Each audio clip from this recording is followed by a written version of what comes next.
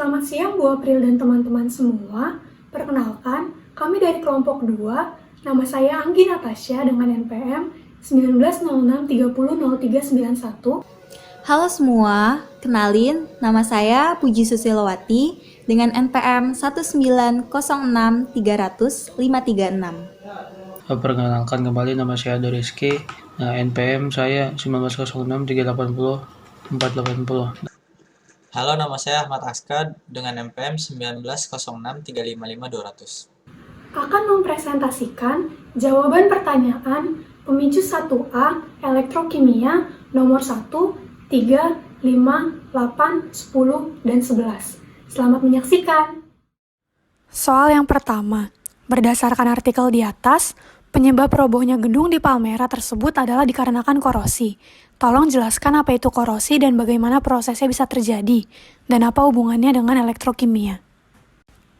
Korosi adalah kerusakan atau penurunan mutu logam akibat reaksi elektrokimia antara logam dengan zat di lingkungannya. Zat yang ada di lingkungan dan dapat menyebabkan korosi seperti air, udara, dan larutan elektrolit. Korosi terjadi karena adanya reaksi oksidasi pada logam dan reaksi reduksi pada udara. Proses terjadinya korosi yang pertama adalah logam pada anoda mengalami kontak dengan lingkungannya, sehingga logam mengalami oksidasi dan melepaskan elektron. Elektron yang terlepas bergerak dari anoda menuju katoda, yaitu oksigen yang larut dalam air. Oksigen yang larut dalam air ini mengalami reaksi reduksi. Hasil dari reaksi redoks akan mengalami kontak lagi dengan oksigen dan air, lalu membentuk karat pada logam yang pada umumnya berwarna merah kecoklatan seperti pada gambar yang ada di bagian kiri.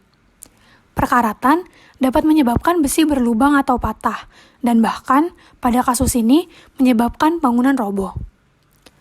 Hubungan korosi dengan elektrokimia adalah pada fenomena korosi, reaksi yang terjadi dihasilkan dari dua reaksi setengah sel yang melibatkan elektron. Reaksi ini merupakan reaksi elektrokimia. Pada anoda yaitu logam, terjadi reaksi oksidasi, dan pada katoda yaitu oksigen dan air yang ada di lingkungan, terjadi reaksi reduksi. Ini adalah contoh reaksi terjadinya korosi pada besi. Yang pertama, besi sebagai logam akan teroksidasi, sedangkan air dan oksigen akan tereduksi. Ion Fe2+ yang dilepaskan besi bergabung dengan ion OH- hasil reduksi sehingga membentuk FeOH2. FeOH2 merupakan hasil sementara dan akan mengalami kontak lagi dengan air dan oksigen seperti reaksi sebelumnya membentuk FeOH3. FeOH3 selanjutnya membentuk padatan Fe2O3 yang merupakan rumus dari karat besi. Gambar di bagian kiri adalah mekanisme pembentukan karat besi mulai dari pelepasan ion besi, kontak dengan ion OH- hasil reduksi dari oksigen dan air, hingga akhirnya membentuk karat. Selanjutnya soal kelima, Anda sedang magang di sebuah perusahaan pembuatan kapal. Sebagai mahasiswa teknik kimia, di awal kedatangan Anda, di sana Anda diminta mempelajari terjadinya korosi dalam sistem galvani antara material seng dengan kromium. Sel tersebut dapat dituliskan sebagai berikut: Cr2+, Zn2+, Zn. Tuliskan reaksi kimia yang terjadi, dan hitunglah perubahan energi bebas Gibbs-nya. Bagian yang di-highlight warna kuning adalah notasi sel, yaitu anoda di bagian kiri dan katoda di bagian kanan. Sebelum menghitung perubahan energi bebas Gibbs, kita harus mencari nilai potensial standar reduksi dari Cr2+ dan Zn2+ yang ada di buku atau internet. Nilai potensial standar reduksi Cr2+ sebesar min 0,91 volt, sedangkan Zn2+ sebesar min 0,76 volt. Nilai potensial sel didapatkan dari E0 reduksi dikurang E0 oksidasi. Pada soal, zat yang berada pada katoda dan mengalami reaksi reduksi adalah Zn, dari Bilox plus 2 ke 0. Dan zat yang berada pada anoda dan mengalami reaksi oksidasi adalah Cr, dari Bilox 0 ke plus 2. Oleh karena itu, nilai potensial selnya E0Zn min E0Cr sama dengan min 0,76 min 0,91. Hasilnya adalah plus 0,15 volt. Reaksi yang terjadi adalah reaksi oksidasi pada anoda, yaitu logam Cr menjadi Cr2+ dan 2 elektron. Sedangkan reaksi reduksi terjadi pada katoda, yaitu Zn2+ ditambah 2 elektron menjadi logam Zn. Keseluruhan reaksinya adalah logam Cr ditambah Zn2+ menjadi logam Zn ditambah Cr2+. Perubahan energi bebas Gibbs memiliki hubungan dengan nilai potensial sel, yaitu perubahan energi bebas Gibbs sama dengan min N, yaitu jumlah elektron yang terlibat dalam setengah reaksi.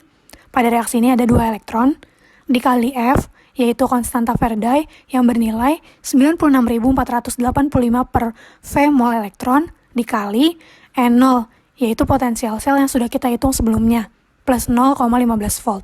Hasil perhitungannya didapatkan besar perubahan energi bebas Gibbs adalah min 28.945,5 Joule.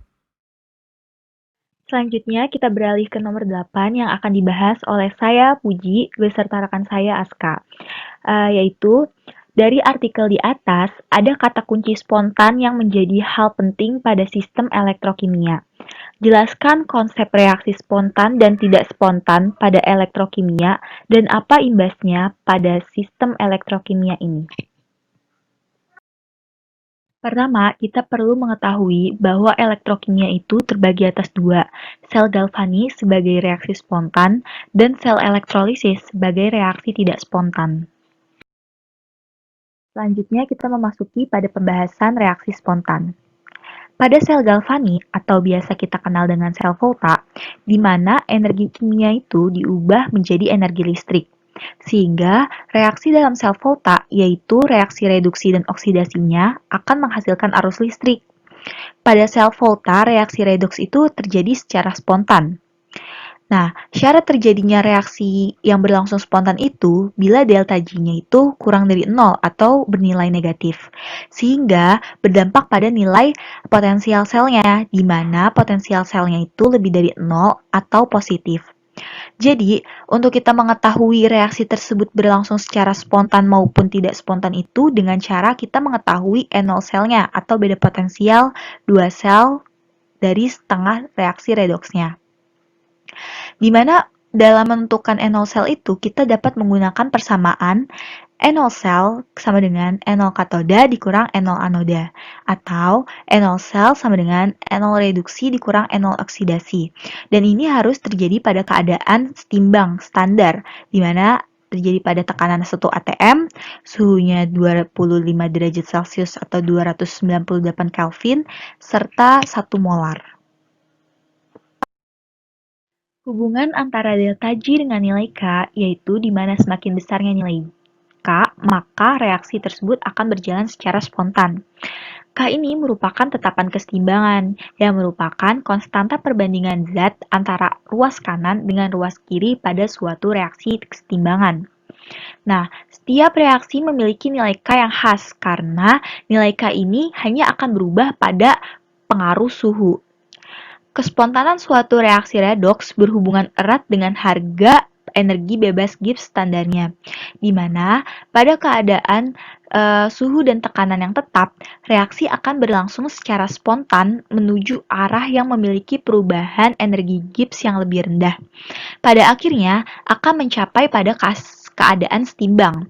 Nah, sehingga dapat dikatakan nilai energi bebas Gibbs berada pada nilai yang paling rendah, maka reaksi tersebut berasa pada posisi yang setimbang.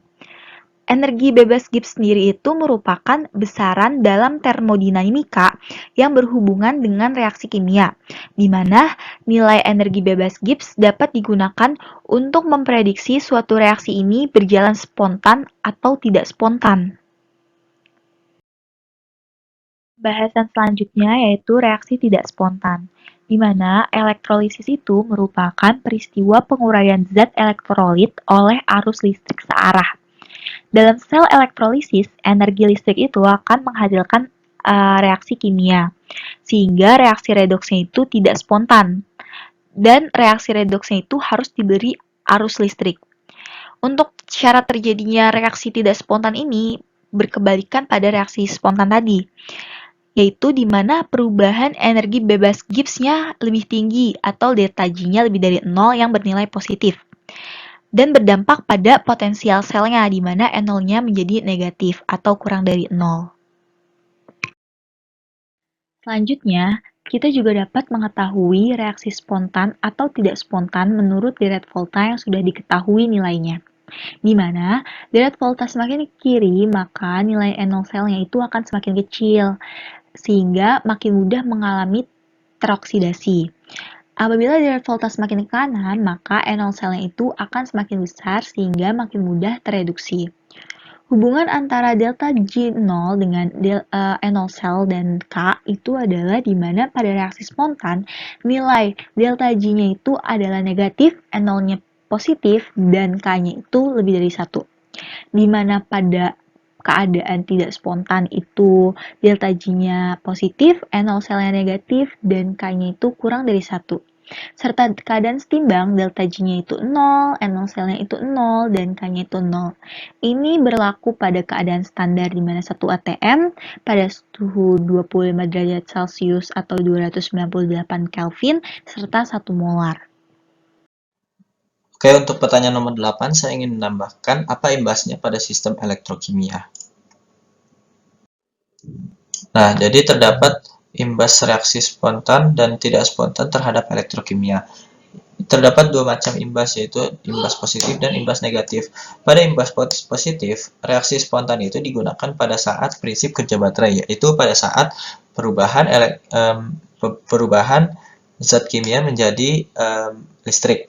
Sedangkan prinsip reaksi spontan yang negatif, yaitu terjadi pada saat reaksi korosi pada suatu zat. Selanjutnya kita bahas soal nomor 10, di mana soal tersebut adalah jelaskan menurut Anda mengapa penemu baterai lithium layak mendapatkan Nobel atas penemuannya, yang dimana terdapat seorang penemu dari negara berbeda dan waktu yang berbeda yang menemukan lithium ini. Pada tahun 2019, penemu baterai lithium yang terdiri dari 3 orang penemu menerima penghargaan Nobel untuk bidang kimia yang telah diberikan oleh the Royal Swedish Academy of Science kepada John B. Goodenough, yang kedua kepada M. Stanley Whittingham, dan Akira Yoshino. Apa sih baterai lithium ini? Baterai ion lithium atau lithium-ion baterai adalah salah satu baterai isi ulang atau reusable. Dalam baterai ini bergerak dari elektroda negatif atau anoda ke positif saat dilepaskan dan kembali diisi ulang. Baterai ini digunakan di berbagai alat elektronik seperti handphone, laptop, dan sebagainya. Kita ulas dari penyusunnya itu lithium. Lithium ini merupakan salah satu unsur yang terletak pada golongan 1 yang segolongan dengan hidrogen. Lithium ini memiliki 3 nomor atom sehingga untuk stabil melepaskan 1 atom, sehingga menjadi 2. Nah, ion lithium ini akan bergerak bebas pada baterai ion lithium dan membawa sejumlah listrik seperti pada gambar di bawah ini. Nah, berikut adalah alasan kenapa penemu baterai ion lithium mendapatkan Nobel pada tahun 2019 kemarin di bidang kimia. Nah, alasan yang pertama itu baterai ion lithium merupakan baterai yang sangat ringan dibandingkan baterai konvensional lainnya, sehingga mengefisienkan berat suatu benda. Lalu alasan kedua adalah dapat diisi ulang, tidak seperti baterai-baterai lainnya yang hanya sekali pakai, sehingga dapat digunakan terus-menerus. Yang ketiga adalah sudah dipakai di berbagai perangkat elektronik, dan saat ini ada proyek mobil listrik oleh Tesla. Dan alasan yang terakhir adalah mempercepat penampungan dan penggunaan daya pada tingkat dasar, sehingga baterai ini cepat diisi ulang dan lama untuk habis daya baterainya. Pertanyaan nomor 11, Anda melakukan percobaan kecil di laboratorium membuat baterai sederhana yang terdiri dari lempengan seng dan batang timbal. Lartan seng sulfat dengan konsentrasi 0,05 m dimasukkan ke dalam gelas kimia dan ditambahkan timbal sulfat sampai lartan menjadi jenuh oleh timbal sulfat. Sewaktu sel tersebut dihubungkan dengan voltmeter, terbaca pengukuran sebesar 0,529 volt. Bagaimana penjelasan Anda tentang adanya perbedaan potensial antara hasil eksperimen dengan hasil teoritis? Oke, tadi sebelumnya di soal kita sudah mendapatkan nilai potensial sel dari percobaan. Sekarang kita akan menghitung potensial sel dari teoritis. Nah, di sini kita akan menggunakan nilai potensial sel dari tiap-tiap zat teoritisnya. yaitu potensial sel si PB itu adalah minus 0,13 volt, sedangkan Zn itu minus 0,76 volt. Nah, nilai potensial sel totalnya itu yaitu nilai potensial PB dikurang nilai potensial Zn akan mendapatkan hasil 0,69 volt. Membandingkan antara hasil potensial sel teoritis dengan potensial sel eksperimen. Nah, ini adalah perbandingan nilai potensial teoritis dengan potensial percobaan. Dapatkan bahwa potensial sel teoritis adalah 0,69 volt, sedangkan potensial sel percobaan itu 0,529. Nah, terdapat perbedaan nilai teoritis dengan percobaan. Hal tersebut dapat disebabkan karena adanya kesalahan dalam percobaan. Persen kesalahan tersebut juga bisa dapat dihitungkan dengan rumus N0 literatur minus N0 percobaan per N0 teoritis, atau literatur itu sama dengan N0 teoritis kali 100%. Dari rumus tersebut kita dapatkan persen kesalahan sebesar 23,33%. Nilai persen kesalahan tersebut dapat karenakan adanya kesalahan dalam praktek, mungkin zat yang tercampur sehingga tidak murni, kesalahan perhitungan, kesalahan penggunaan alat, dan lain-lain. Berikut adalah referensi yang kami gunakan untuk menjawab soal-soal sebelumnya.